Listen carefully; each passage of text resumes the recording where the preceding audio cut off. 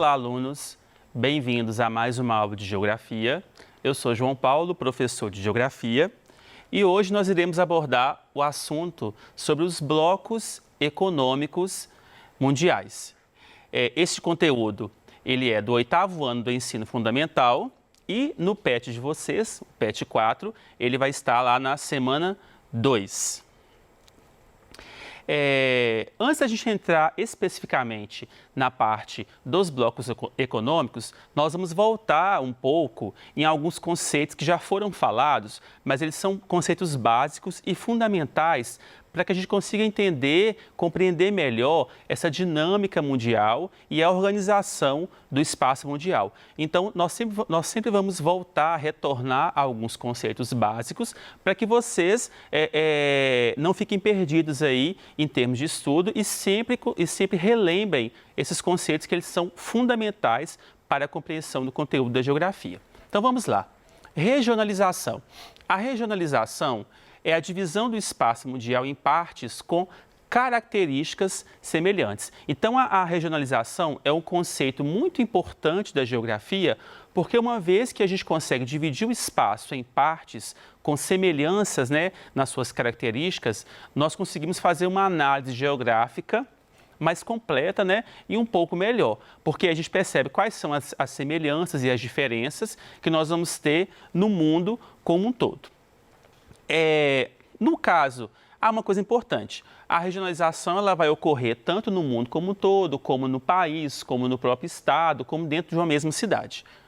No caso aqui, quando nós estamos abordando a questão, o espaço mundial, nós falamos da regionalização mundial. A principal regionalização mundial que nós temos é a divisão continental do planeta, que aí nós temos os continentes, América, África, Ásia, Antártida, Europa e a Oceania. Um outro conceito extremamente importante e que não pode ser esquecido é o conceito de desenvolvimento socioeconômico, que ele vai analisar o desenvolvimento da economia dos países e também o desenvolvimento social. Por que é importante sempre falar isso? Porque muitas vezes a gente acha que o desenvolvimento, um país desenvolvido é somente aquele país que é um país rico. E quando a gente trata do desenvolvimento socioeconômico, nós falamos tanto do desenvolvimento da economia, como também o desenvolvimento da sociedade em função do desenvolvimento econômico. Por exemplo, se um país ele é rico somente, mas ele não investe em políticas sociais básicas, ele não vai ser um país desenvolvido, porque essa nomenclatura de desenvolvimento ela é de desenvolvimento socioeconômico, que é quando o país ele tem esses recursos, mas ao mesmo tempo, ele tem esses recursos financeiros, ele produz muito com indústrias, com comércio e etc. Só que aí esses recursos financeiros o país investe na sociedade e aí a gente percebe que vão ter o quê? Crescimento nos índices de educação, melhoria dos índices de educação, de saúde, de segurança pública. Por isso que nós falamos que o desenvolvimento ele vai ser sempre socioeconômico, de forma que a população ela também consiga usufruir dessa riqueza, desse desenvolvimento que o país ele vai ter. Este mapa é um mapa que mostra, como eu disse, a principal divisão regional do planeta. E aí nós temos aqui os 6 continentes. E observem que, no caso do continente americano, no caso da América, nós vamos ter a divisão entre a América do Norte, a América Central e a América do Sul. Lembrando que o continente é o continente americano. E aí nós temos as subdivisões da América em 3 partes. É interessante a gente abordar isso, por quê? Porque todos nós que residimos, que moramos em algum país da América, nós somos, portanto, americanos, E aí, cada país ele vai ter a sua subdivisão. E nós vamos ter aqui o continente americano, a Europa, a Ásia, a África, a Oceania e aqui no Polo Sul nós vamos ter a Antártida. Contexto histórico e geográfico. Vamos entender um pouco melhor isso aqui. Fim da Guerra Fria, da bipolaridade para a multipolaridade. Quando acaba a Guerra Fria, a gente sai daquela ideia do mundo bipolar, daquela visão de mundo entre União Soviética e Estados Unidos e as disputas que vinham acontecendo desde lá, né, na metade do século XX até quase o final do século XX. Então, a gente sai dessa ideia de dois polos de desenvolvimento da ordem bipolar para a multipolaridade. Lembrando um pouco também das aulas anteriores que a gente viu que a Guerra Fria, ela foi, né, um conflito ideológico e uma corrida armamentista e espacial entre os Estados Unidos e a União Soviética, em que a União Soviética representava o bloco socialista e os Estados Unidos da América representava o bloco capitalista. E quando tem o fim da Guerra Fria, nós temos o capitalismo, ele se sobressai, ele vence essa disputa ideológica e aí nós temos a desintegração da União Soviética, os países que formavam a União Soviética voltam a ser países, né, independentes cada um, e o sistema capitalista ele vai se confirmar como aquele sistema que vai permanecer, que vai vigorar ali no espaço mundial como um todo. Um ponto importante da gente abordar nesse contexto pós-Guerra Fria são os problemas mundiais. Porque antes, no período da Guerra Fria, o mundo estava tão voltado para esse conflito ideológico que os problemas mundiais, de forma geral, eles continuavam acontecendo e eles foram sendo deixados um pouco de lado. E aí eles foram aumentando cada vez mais. E nós temos como exemplo de problemas mundiais que são graves: a fome, a pobreza, as desigualdades sociais, as questões ambientais, e aí a gente pode dar um foco especial para as questões ambientais, porque uma vez que a população mundial ela aumenta, não é, a tecnologia vai avançando, a demanda por recursos, por matéria-prima, ela vai provocar o quê? Uma utilização ainda maior desses recursos naturais. E aí nós vamos ter problemas ambientais graves aí. Então, esses problemas mundiais, eles passam a ocupar o cenário mundial, né? Então, a partir do momento que nós saímos daquela ideia da bipolaridade, os problemas mundiais, eles se evidenciam, eles surgem mesmo, né? Eles tomam uma posição de destaque no planeta e eles necessitam de uma solução urgente, né? Porque são problemas graves que se não fossem solucionados ou pensassem em soluções para esses problemas, cada vez mais eles iam se tornar mais graves e aí a gente poderia chegar no colapso mundial como um todo. E com base, né, na análise desses problemas mundiais, dessas questões aí, internacionais que foi sendo observado ao longo do tempo e na medida que esses problemas foram ficando mais graves, a gente tem o quê? O crescimento, né, e o aparecimento de grandes e importantes organizações mundiais. Algumas delas já existiam desde antes, algumas passaram a existir a partir desse momento, só que a gente percebe que essas organizações mundiais, internacionais, elas tomam forma, né, e elas passam a ser mais presentes e atuantes no contexto mundial. O que são organizações mundiais? São organismos que têm por objetivo atuarem nos inúmeros contextos mundiais. Então, nós vamos ter organizações mundiais que vão atuar nas questões sociais, nas questões políticas, nas questões econômicas, ambientais, dentre outros. Então, a gente pode pensar da seguinte forma: o mundo ele tem inúmeros problemas. E a partir desses problemas foram criadas o quê? Essas organizações, para quê? Para buscar uma solução para estes problemas. E aí, essas organizações, elas vão ter uma atuação tanto dentro de países como também entre países. Por exemplo, se a gente tem um problema político, né, entre governos de países distintos, o que isso vai gerar? Né? Se a gente tem problemas entre países distintos, esses problemas, para que eles sejam solucionados, um terceiro ator, né, ele tem que entrar em cena nesse momento. E é aí que vai entrar o quê? As organizações internacionais. Uma vez que os países não consigam resolver esses problemas, então esses organismos internacionais vão entrar para buscar a solução desses problemas. E essas organizações, elas envolvem inúmeros países de acordo com seus objetivos específicos. Essa imagem aqui, ela mostra, né, várias organizações internacionais que nós vamos ter aí, muitas delas ligadas à ONU, né, que nós vamos falar daqui a pouco, que é uma organização importantíssima no contexto mundial. Então, vamos lá. Nós enumeramos aqui algumas organizações importantes. Primeiramente, a ONU, que vai ser a Organização das Nações Unidas. O objetivo da ONU é manter a paz mundial e a segurança internacional. É uma organização que ela já existia mesmo no período da Guerra Fria, não é? Após a Segunda Guerra Mundial, devido aos graves problemas, né, os graves horrores que ocorreram na Segunda Guerra, então o mundo ele viu a necessidade de ter uma organização, um organismo internacional neutro, que ele cuidasse, ele buscasse, né, a promoção da paz mundial e da solução dos problemas que ameaçassem a paz mundial. Então, é uma organização neutra que vai ter esse objetivo de buscar essa mediação desses conflitos. Banco Mundial e o FMI, que vai ser o Fundo Monetário Internacional.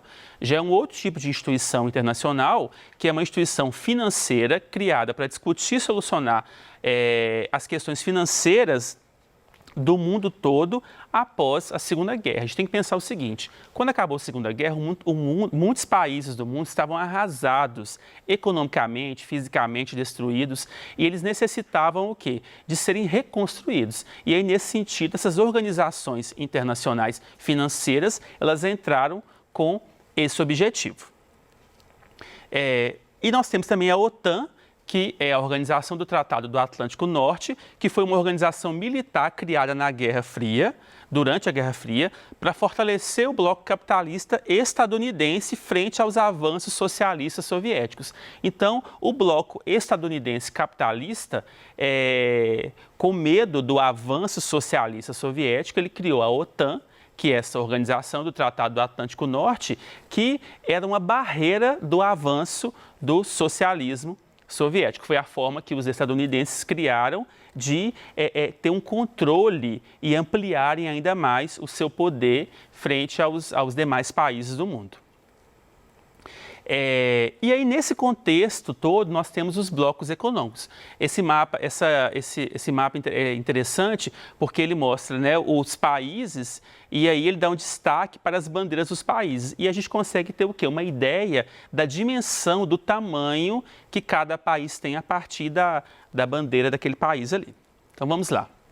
Os blocos econômicos, eles resultam da ampliação do sistema capitalista. Então, a partir do momento que a gente tem o crescimento do capitalismo, né, que é esse sistema socioeconômico, né, que ele visa o lucro, a questão da propriedade privada, então, e da economia de mercado, então os blocos econômicos, eles são resultado desse crescimento do capitalismo. São associações de países com o objetivo de fortalecer a economia regional e também a competitividade no comércio internacional. Então, uma vez que os países eles se associam em blocos, eles se fortalecem, né, ali na sua região, e eles conseguem competir no mercado internacional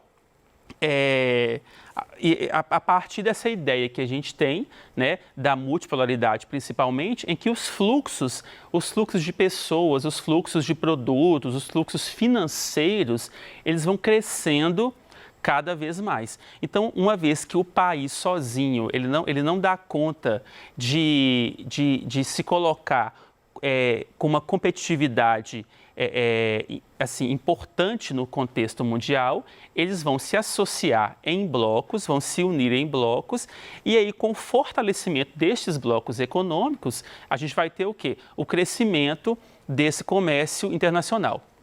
Os blocos econômicos eles se fortalecem principalmente a partir da multipolaridade econômica, né? Então, quando a gente sai daquela ideia da bipolaridade e a gente vai para aquela ideia da multipolaridade, nós temos o quê? O fortalecimento dos blocos econômicos.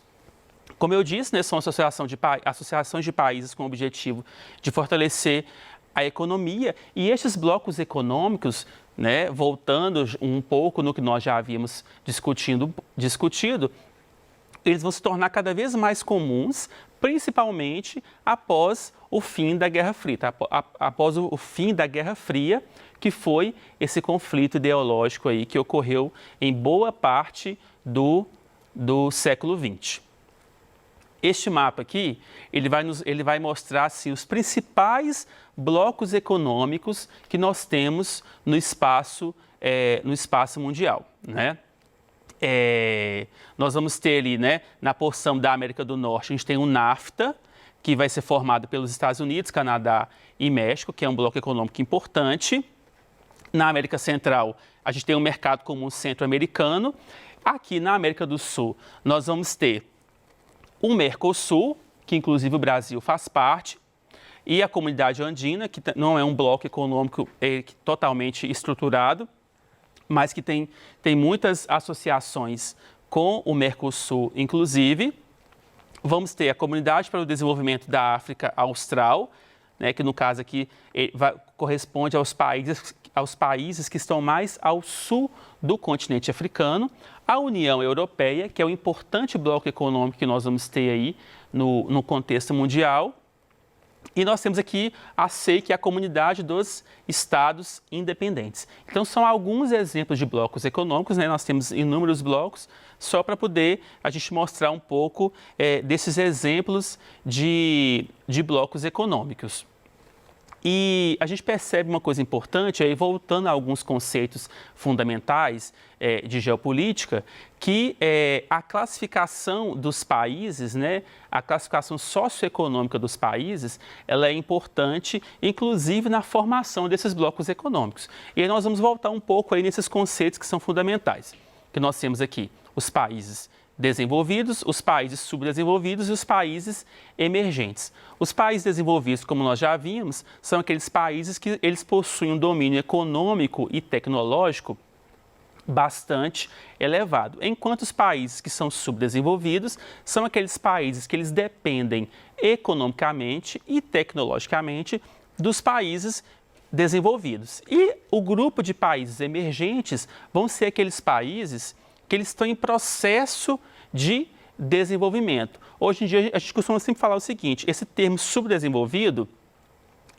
vai chegar uma hora que ele vai cair um pouco em desuso, só que nos livros didáticos, né, nos materiais, ele ainda está presente, porque a gente tem que entender que todo país ele está em processo de desenvolvimento socioeconômico. Né? Inclusive, surge essa nomenclatura de países emergentes, porque a gente percebe que tem um grupo de países que ele tem um processo de desenvolvimento que ele é um pouco mais rápido, né? Então, ele conseguiu avançar em algumas questões, mas em outras questões ele ainda permanece com aquelas características de subdesenvolvimento. E a gente percebe justamente que a formação dos blocos econômicos vai ter uma relação direta neste contexto aí mundial, né? Um conceito importantíssimo que a gente não pode esquecer nessa análise geopolítica atual é o conceito da globalização, que vai ser essa integração mundial promovida pelos meios de comunicação. E uma relação da globalização com os blocos econômicos é justamente isso, porque o processo de globalização, devido à questão do avanço tecnológico, dentre outros, ele vai favorecer o comércio internacional. E este comércio internacional, ele vai ser justamente o motor de crescimento, né, que vai movimentar aí esses blocos econômicos. E aí nós temos as transnacionais, as multinacionais, que são as empresas que se espalham pelo mundo em busca de ampliar o seu mercado consumidor. E os blocos econômicos favorecem bastante este processo. Essa imagem também é interessante porque ela é um retrato bem interessante da globalização, porque ela fica muito evidente os fluxos de pessoas, os fluxos de informação, de informações e os fluxos financeiros que o processo de globalização ele vai promover.